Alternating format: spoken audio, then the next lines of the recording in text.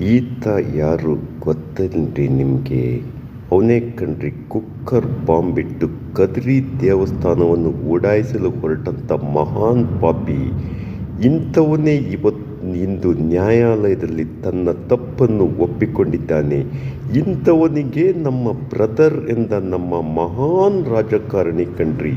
ಹೌದು, ಎಲೆಕ್ಷನ್ ಸಮಯದಲ್ಲಿ ಚುನಾವಣೆ ಹಾಗೂ ಮತ ಪಡೆಯಲು ಇಂಥ ರಾಜಕಾರಣಿಗಳು, ಇಂಥ ವಂಚಕನಿಗೆ ನಮ್ಮ ಬ್ರದರ್ ಎಂದು ಕರೆದಂಥ ನಮ್ಮ ಮಹಾನ್ ರಾಜಕಾರಣಿಗೆ ನಾವಿಲ್ಲಿ ಏನು ಹೇಳಬೇಕ್ರಿ? ಇದಕ್ಕೆ ಹೇಳುವುದು ಓಲೈಕೆ ರಾಜಕಾರಣವೆಂದು. ನಮ್ಮ ದೇಶದಲ್ಲಿ ಎಂದು ಓಲೈಕೆ ರಾಜಕಾರಣ ಬಿಡುತ್ತಾರೆಯೋ ಅಂದೇ ನಮ್ಮ ದೇಶ ಉದ್ಧಾರವಾಗುತ್ತದೆ. ಇಂಥ ದೇಶದ್ರೋಹಿಗೆ ನಮ್ಮ ಬ್ರದರ್ ಎಂದು ಬಣ್ಣಿಸಿದ ಆ ಮಹಾನ್ ರಾಜಕಾರಣಿ ಯಾರೆಂದು ನೀವೇ ನೋಡಿ. ಧನ್ಯವಾದಗಳು.